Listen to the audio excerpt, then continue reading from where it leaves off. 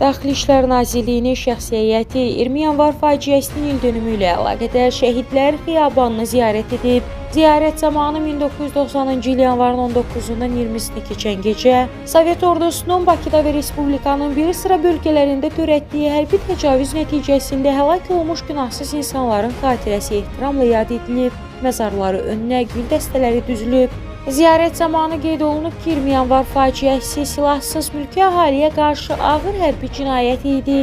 Həmin gecə Sovet ordusunun tankları və zirehli texnikası dinc sakinlərin üzərinə yeridilib. Qadınlar, uşaqlar və yaşlılar daxil olmaqla yüzlərlə insan qətlə yetirilib və yaralanıb. Bu qanlı hadisə Azərbaycan xalqının iradəsini sındırmaq məqsədi daşısa da, əksinə xalqın milli özünü dərkinə və tarixi həqiqətlərin üzə çıxmasına səbəb olub. Daxili İşlər Nazirliyinin şəxsi heyəti vurğulayıb ki, 20 yanvar faciəsi heç vaxt unudulmayacaq. Həmin gün həlak olan günahsız insanların xatirəsi daim uca tutulacaq və bu hadisə gələcək nəsillərə tariximizin ən ağrılı səhifələrindən biri kimi ötürüləcək.